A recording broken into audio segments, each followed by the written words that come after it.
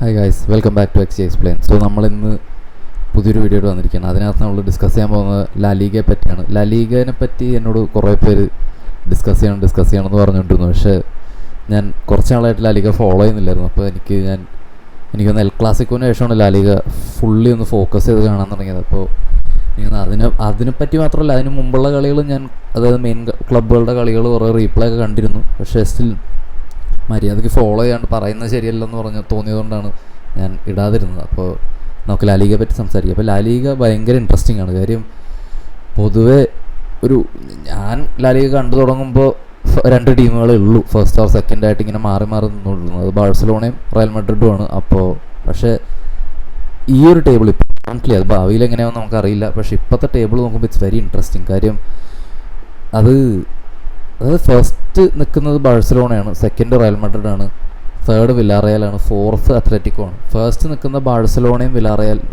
Fourth നിൽക്കുന്ന Atletico തമ്മിൽ 3 point വ്യത്യാസമുള്ളൂ. അപ്പോൾ 34 പോയിൻറ്റ്സ് ആണ് ബാഴ്സലോണയ്ക്ക്, 33 റയൽ മഡ്രിഡിന്, 32 വില്ലാറയലിന്, 31 ഫോർ അത്ലറ്റിക്കോ. അപ്പോൾ ഇപ്പോൾ കറണ്ട്ലി ഇതൊരു വളരെ ഓപ്പൺ റേസാണ്. കാര്യം ഇപ്പോൾ കാണുമ്പോൾ ടേബിളിൽ നമുക്ക് റിയലിസ്റ്റിക്കലി നോക്കുമ്പോൾ ചെയ്താൽ ബാഴ്സലോണ, റയൽ മഡ്രിഡ്, ചിലപ്പോൾ അത്ലറ്റിക്കോ എന്ന് വേണമെങ്കിൽ പറയാം. പക്ഷേ സ്റ്റിൽ കറണ്ട്ലി ഒരു വളരെ ഓപ്പൺ ആയിട്ടുള്ള റേസാണ്. അപ്പോൾ എങ്ങനെ പോവും നമുക്ക് കണ്ടറിയാം. അപ്പോൾ ആദ്യം നമുക്ക് ഫസ്റ്റ് ഉള്ള ടീമിനെ പറ്റി പറയാം, അതായത് ബാഴ്സലോണയെ പറ്റി പറയുമ്പോൾ they didn't have a good start in the sense എന്ന് പറഞ്ഞു കഴിഞ്ഞാൽ Madrid were looking very solid, അതാണ്. അപ്പോൾ മഡ്രിഡിൻ്റെ കാര്യം പറയുമ്പോൾ നമുക്ക് മഡ്രിഡിനെ പറ്റി പറയാം. പക്ഷേ ബാഴ്സലോണയ്ക്ക് ചെറിയ ഹിക്കപ്സ് ഉണ്ടായിരുന്നു, അവർക്ക് ഇഞ്ചുറീസ് ഉണ്ടായിരുന്നു. ഇത് ലോസ്റ്റ് ജോൻ ഗാർസിയ ഇടയിൽ ഇഞ്ചുറി വന്ന് പോയി, അതിൻ്റെ ഇടയിൽ ലമീൻ യമാലിന് 2-3 പ്രാവശ്യം ഇഞ്ചുറി വന്ന് പോയി. അത് കഴിഞ്ഞ് ഫെർമിൻ ലോപ്പസിന് ഇഞ്ചുറി വന്നു. അത് കഴിഞ്ഞ് റഫീനയ്ക്ക് ഇഞ്ചുറി, ബാക്ക് ടു ബാക്ക് ഒരു സെറ്റ് ബാക്ക് വന്നത്, റഫീനയ്ക്ക് വീണ്ടും ഇഞ്ചുറി. അപ്പോൾ അതായത് ഫ്ലിക്കിൻ്റെ സിസ്റ്റം എന്ന് പറഞ്ഞാൽ ഇറ്റ്സ് ഹൈലി ഫിസിക്കലി ഡിമാൻഡിങ് ആണ്. ആ ഡിമാൻഡിങ് സിസ്റ്റം എന്ന് പറയുമ്പോൾ പ്ലേയേഴ്സ് ഒബ്വിയസ്ലി വീഴും, അത് ബയണിലോ അങ്ങനെയാണ് നടന്നിട്ടുള്ളത്. അപ്പോൾ ഫസ്റ്റ് സീസൺ കഴിഞ്ഞു, സെക്കൻഡ് സീസൺ ആയപ്പോൾ പ്ലേയേഴ്സ് റെഗുലർലി അൺഫിറ്റ് ആവുന്നത് കണ്ടു തുടങ്ങിയിട്ടുണ്ട് ബാഴ്സലോണയിൽ. അതിന് ഇവരെങ്ങനെ ഹാൻഡിൽ ചെയ്യുന്നത് കണ്ടറിയണം. പക്ഷേ റഫീനിയ ആ ടീമിലൊരു കോറാണ്, അതെല്ലാവർക്കും അറിയാം. കാര്യം റഫീനിയ ഒരു ലീഡറാണ്. Raphinha I think he was our best player last year. അത് ബാലൻഡോർ റേറ്റിംഗ്സ് വെച്ച് നോക്കുമ്പോൾ ചിലപ്പോൾ യമാലാണ്, അല്ലെങ്കിൽ ആൾക്കാർ യമാൽ എന്ന് പറയും. പക്ഷേ Raphinha was there best player. അപ്പോൾ റഫീനിയ ഇഞ്ചേർഡ് ആവുന്നു. റഫീനിയ കൊടുക്കുന്ന of the ball work rate എന്ന് പറയുന്നത് ഇറ്റ്സ് ഇമ്മൻസ്. അതായത് പുള്ളി ബോളിലേക്ക് കൊടുക്കുന്ന കവർ അത് ഭയങ്കര വലുതാണ്. പുള്ളി ഒപ്പോസിഷൻ്റെ ഹാഫിൽ ബോൾ ലൂസ് ചെയ്താൽ പുള്ളി അത് പ്രസ് ചെയ്ത് കൊടുക്കുന്ന രീതി കാണുമ്പോൾ നമുക്ക് അത്ഭുതം തോന്നും. കാര്യം അവിടുന്ന് സ്പ്രിൻ്റ് ചെയ്ത് വരുന്ന ഒരാൾ, അവിടുന്ന് ഒരു ടീംമേറ്റ്, ഇപ്പോൾ ഫെർമിനായാലോ അല്ലെങ്കിൽ ലെവൻഡോസ്കിയാലോ ബോൾ ലൂസ് ചെയ്താൽ അത് പ്രസ് ചെയ്തെടുക്കുന്ന ഒരു രീതി കണ്ടാൽ നമ്മൾ ഞെട്ടിപ്പോവും. അപ്പോൾ അങ്ങനത്തെ ഒരു പ്ലെയർ പോകണം. ഫ്ലിക്കിൻ്റെ it's a very vertical system. അപ്പോൾ വെർട്ടിക്കൽ സിസ്റ്റം എന്ന് പറയുമ്പോൾ തന്നെ അതിനകത്ത് ഇൻറ്റൻസിറ്റി വളരെ അത്യാവശ്യമാണ്. അപ്പോൾ പ്രസ് ചെയ്യുന്ന പ്ലെയേഴ്സ് ഒരാൾ മാറിയാൽ തന്നെ അതിനകത്ത് വ്യത്യാസം അറിയാൻ പറ്റും. ഇപ്പോൾ റഫീനി ഇഞ്ചേർഡായിട്ട് വന്നത് റാഷ്ഫോർഡ് നല്ല രീതിക്ക് ഔട്ട്പുട്ട് കൊടുത്തൊരു പ്ലെയറാണ് റഫീനിയ വരുന്നവരെ. പക്ഷേ പുള്ളിയുടെ of the ball work rate ടീമിൻ്റെ സ്ട്രക്ചർ കോംപ്രമൈസ് ചെയ്യുന്ന രീതിയിലായിപ്പോയി. അപ്പോൾ അതിൽ ബാഴ്സലോണയ്ക്ക് പ്രശ്നം വന്നിരുന്നു. അതിൽ അങ്ങനെയാണ് ക്ലബ് ബ്രൂജായിട്ട് ഡ്രോ ആവുന്നത്, അങ്ങനെയാണ് എൽ ക്ലാസിക്കോ തോക്കുന്നത്, അങ്ങനെയാണ് സെവിയായിട്ട് തോക്കുന്നത്. അപ്പോൾ അത് വളരെ എവിഡൻ്റ് ആയിരുന്നു. ഞാൻ വേറൊരു കാര്യം എന്ന് വെച്ചാൽ ഫ്ലിക്ക് എന്തെന്നാലും ഫ്ലിക്ക് ഹൈലൈൻ മാറ്റാത്തൊരു മാനേജർ. പുള്ളിയുടെ ഫിലോസഫി എപ്പോഴും അതേപോലെ കീപ്പ് ചെയ്യുന്ന ഒരു ജർമ്മൻ മനുഷ്യനാണ് പുള്ളി. അത് വിട്ടിട്ടുള്ളൊരു കളിയില്ല പുള്ളിക്ക്. അപ്പോൾ പുള്ളി അത് മെയിൻറ്റെയിൻ ചെയ്യുകയും ചെയ്തു. അപ്പോൾ ഇനിഗോ മാർട്ടിനസ് ഇല്ലാത്തതുകൊണ്ട് തന്നെ അത് മെയിൻറ്റെയിൻ ചെയ്യാൻ പറ്റിയ ഫുട്ബോളിംഗ് ഐക്യമുള്ളൊരു സെൻറ്റർ ബാക്ക് അവിടെ ഇല്ല. കുബാർസി റൈറ്റ് സൈഡ് സെൻറ്റർ ബാക്കാണ്. അപ്പോൾ 3 വർഷത്തിൻ്റെ അടുത്ത് മാത്രം പ്രൊഫഷണൽ ഫുട്ബോളിംഗ് എക്സ്പീരിയൻസ് ഉള്ള ഒരു 18 വയസ്സായൊരു ചെക്കനെ കൊണ്ട് അതൊരിക്കലും പറ്റില്ല. അപ്പോൾ എനിക്ക് തോന്നുന്നു അത് അവനെ പിടിച്ച് ലെഫ്റ്റ് സെൻറ്റർ ബാക്ക് ഇടുന്ന റൈറ്റിൽ ആരെങ്കിലും ട്രൈ ചെയ്യുക. അപ്പോൾ അത് സെൻറ്റർ ബാക്ക് പെയറിങ്സ് ഇങ്ങനെ ഡിഫൻസീവ് പെയറിങ് ഇങ്ങനെ മാറ്റിക്കൊണ്ടിരുന്നു. ഒരു സമയത്ത് ഫ്ലിക്ക് ഭയങ്കര ഡെസ്പറേറ്റ് ആയിരുന്നു. കാര്യം ഒരു നല്ലൊരു ലെഫ്റ്റ് സെൻറ്റർ ബാക്ക് ഇല്ല. അപ്പോൾ കാര്യം right footed left centre back ആണെങ്കിൽ ആംഗിൾ മാനിപ്പുലേറ്റ് ചെയ്യാൻ പറ്റില്ല പാസിൻ്റെ, പെട്ടെന്ന് ഓപ്പോസിഷൻ പ്രസ് ചെയ്യും. അപ്പോൾ അതിന് പറ്റിയൊരു പ്ലെയർ അവിടെ ഇല്ല ഇപ്പോൾ. പക്ഷേ സ്റ്റിൽ എനിക്കൊന്ന് സ്ട്രക്ചറൽ വൈസ് ചില സമയത്തൊക്കെ ഓഫ് പൊസിഷൻ ബാക്ക് ത്രീയൊക്കെ ആവുന്ന പോലെ കാണുന്നുണ്ട് ഇപ്പോൾ ബാഴ്സലോണ. അപ്പോൾ എനിക്കൊന്ന് അത് ഫ്ലിക്ക് വരുത്തിയൊരു ട്വീക്കാണ് until they get a good left footed left centre back. അപ്പോൾ എനിക്ക് തോന്നുന്നു അത് ഇനിഗോ ഇല്ലാത്തത് കൊണ്ട് തന്നെ അവരുടെ ഹൈലൈൻ നല്ല രീതിക്ക് ബ്രീച്ച് ചെയ്യുന്നുണ്ടായിരുന്നു ക്ലബ്ബുകൾ. അത് ഈ പറഞ്ഞ ഡ്രോ ആയ ക്ലബ്ബുകളായാലും അല്ലാതെ തോറ്റ 2 കളികളിലായാലും നമുക്കത് വളരെ എവിഡൻ്റ് ആയിരുന്നു. അപ്പോൾ അത് കഴിഞ്ഞ് ഇപ്പോൾ ലീഗിൽ ബാഴ്സലോണ എങ്ങനെ ഫസ്റ്റ് എത്തിയെന്ന് ചോദിച്ചാൽ ബാഴ്സലോണ പ്ലേയേഴ്സ് തിരിച്ചു വന്നു. യോൻ ഗാർസിയ തിരിച്ചു വന്നു. യോൻ ഗാർസിയ തിരിച്ചു വരുമ്പോൾ തന്നെ ബിൽഡപ്പിലെ ഷേപ്പ് മാറുകയാണ്. കാര്യം ഷെസ്നീനെ പോലെ അല്ല Joan Garcia. He's pretty good on the ball Joan Garcia. അപ്പോൾ യോൻ ഗാർസിയ നല്ല രീതിക്ക് ബിൽഡപ്പിന് എയ്ഡ് ചെയ്യുന്നുണ്ട്. പിന്നെ റഫീനെ തിരിച്ചു വന്നു, ഫെർമിൻ ലോപ്പസ് തിരിച്ചു വന്നു. Lamine Yamal is back on his form in ലലീഗ. അപ്പോൾ അങ്ങനെയൊക്കെ ലെവൻഡോസ്കി ഇപ്പോൾ അവർ ഫസ്റ്റ് ക്യാമ്പ് നൗ മാച്ചിൽ ലെവൻഡോസ്കിയാണ് ഫസ്റ്റ് ഗോൾ അടിക്കുന്നത്. അപ്പോൾ Lewandowski is also back, pretty much back എന്ന് തന്നെ പറയാം. അപ്പോൾ I feel El Clasico nation ലലീഗയിൽ ബാക്കി എല്ലാ കളിയും ജയിച്ചിരിക്കുകയാണ് ബാഴ്സലോണ. അതുകൊണ്ടാണ് ഇപ്പോൾ അവർ ഫസ്റ്റ് ഇരിക്കുന്നത് കറൻ്റ്ലി.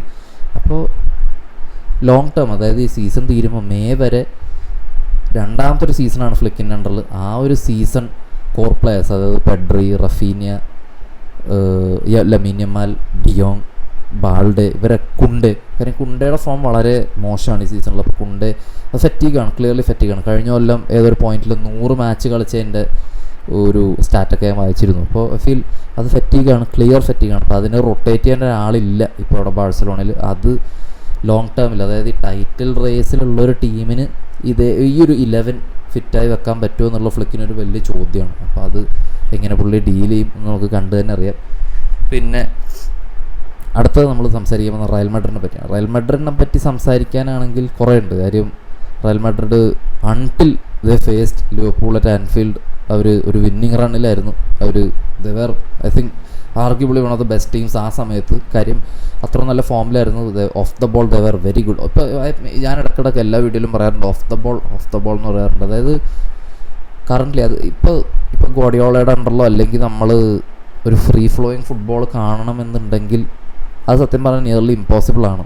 ഇപ്പോൾ ചില മാനേജേഴ്സ് കളിപ്പിക്കുന്നുണ്ട് ഇപ്പോൾ ഫ്ലിക്ക് ദേ play very free flowing football. ഇപ്പോൾ ഫാബ്രിഗാസ്, കോമോല അങ്ങനെയാണ് കളിപ്പിക്കുന്നത്. പക്ഷേ ഒരു നല്ല, അതായത് നമ്മൾ നല്ല ആസ്വദിച്ച് കാണാൻ പറ്റിയൊരു ഫുട്ബോൾ മാച്ച് എനിക്ക് ഉണ്ടാകുന്ന ഒരിക്കലും തോന്നില്ല. കാര്യം the more you run the more you win. ഇപ്പം അങ്ങനെ ആയി മാറിയിട്ടുണ്ട് ഫുട്ബോൾ. അപ്പോൾ ഐ ഫീൽ അതാണ് ഞാൻ ഇടയ്ക്കിടയ്ക്ക് ഓഫ് ദ ബോൾ എന്ന് പറയുന്നത്. ഓഫ് ദ ബോൾ സ്ട്രക്ചർ ഒരു ടീമിന് വളരെ ഇമ്പോർട്ടൻ്റ് ആണ്. അത് എനിക്ക് തോന്നുന്നു അൺടിൽ ഫ്രാങ്കോ മാസ്റ്റൻറ്റുവാണോ ഗോട്ട് ഇഞ്ചേർഡ് മാഡ്രിഡിന് അത് കറക്റ്റായിരുന്നു. ആൻഡ് അത് എനിക്ക് തോന്നുന്നു അത് വലിയൊരു പ്രശ്നമായി മാറിയിട്ടുണ്ട് റയൽ മാഡ്രിഡിന്. ഓഫ് ദ ബോൾ ദ ടീമിൻ്റെ സ്ട്രക്ചർ ഇറ്റ്സ് വെരി പുവർ. അതിനു മുമ്പ് ഏറ്റവും കൂടുതൽ PPD ഉണ്ടായിരുന്ന ഒരു ക്ലബ്ബ് മാഡ്രിഡ് ആയിരുന്നു. The most possession won in the final third was Real Madrid in La Liga. പക്ഷെ ഇപ്പോൾ അവർ അതിൻ്റെ ഷെയ്ഡ്സ് പോലും കാണിക്കുന്നില്ല. പ്ലെയേഴ്സ് വളരെ കോംപ്ലേസൻ്റായി കളിക്കുകയാണ്. ആൻഡ് മാനേജറിന് പ്രശ്നമുണ്ടോ വെച്ചാൽ ഓഫ് കോഴ്സ് മാനേജറിന് അതായത് ഇപ്പോൾ മാഡ്രിഡ് ലിവർപൂളായിട്ട് തോറ്റു, അത് കഴിഞ്ഞ് കണ്ടിന്യൂസ് ആയിട്ട് ഡ്രോകൾ വരികയാണ്. ഫസ്റ്റ് ടേബിളിൽ ഇരുന്ന ടീം ഒരു പോയിൻ്റ് ഗ്യാപ്പിന് സെക്കൻഡായി പോകണം.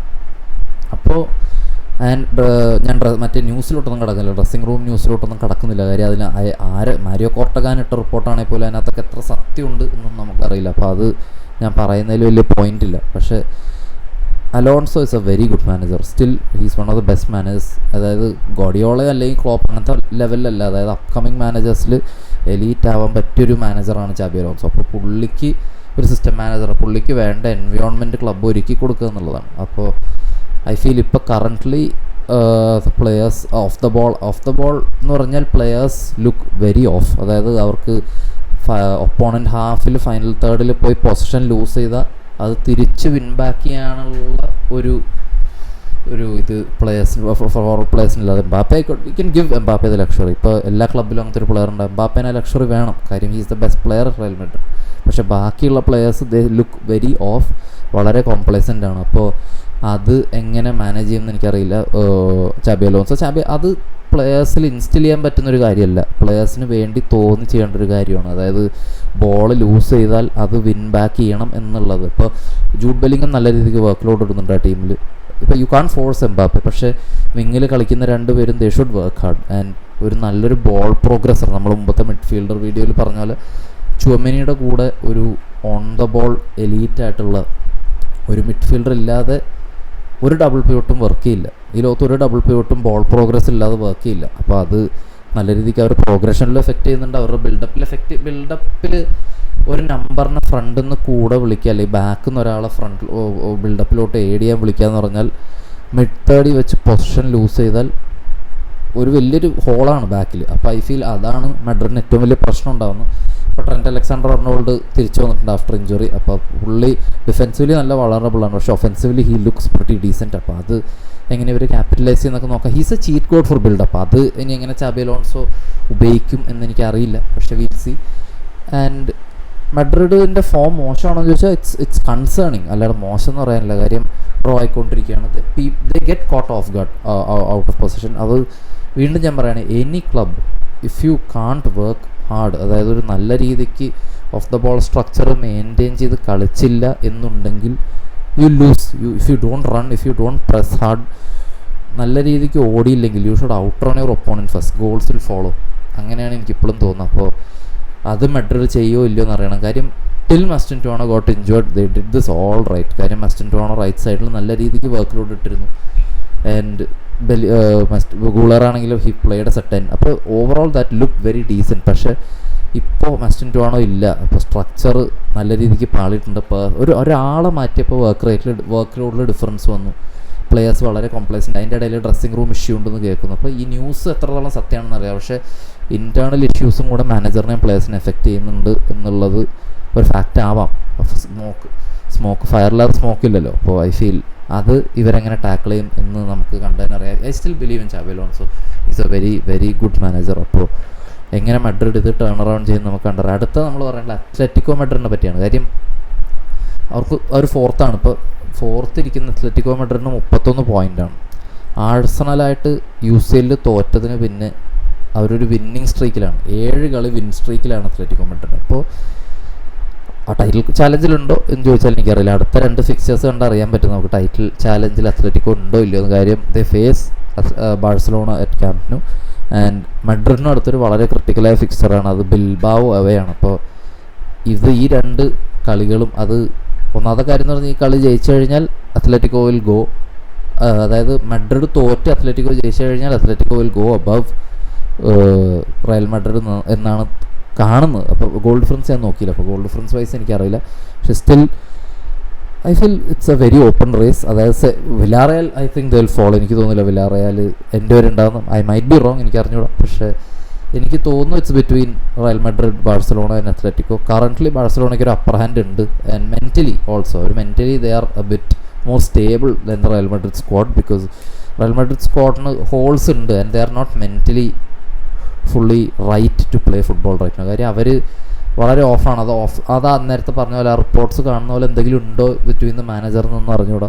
അതാണോ ഇവരെ ഹേർട്ട് ചെയ്യുന്നത്, or is it that Xabi Alonso is failing tactically, അതൊന്നും നമുക്കറിയില്ല. പക്ഷേ currently Madrid, Barcelona and Atletico ആണ് 3 ക്ലബ്ബുകൾ. അപ്പോൾ എന്താണെന്ന് നമുക്ക് കണ്ടു തന്നെ അറിയാം. നിങ്ങളുടെ ഒപ്പീനിയൻ എന്താണെന്ന് നിങ്ങൾ കമൻറ്റ് ചെയ്യുക. അടുത്ത വീഡിയോന് എന്താണ് നിങ്ങൾക്ക് അടുത്ത വീഡിയോനുള്ള നിങ്ങളുടെ റെക്കമെൻഡേഷൻ നിങ്ങൾ പറയുക. ചാനൽ സബ്സ്ക്രൈബ് ചെയ്തിട്ട് സബ്സ്ക്രൈബ് ചെയ്യുക, ലൈക്ക് ചെയ്യുക, ഷെയർ ചെയ്യുക, കമൻറ്റ് ചെയ്യുക. അപ്പോൾ അടുത്ത വീഡിയോയിൽ കാണാം. ബൈ.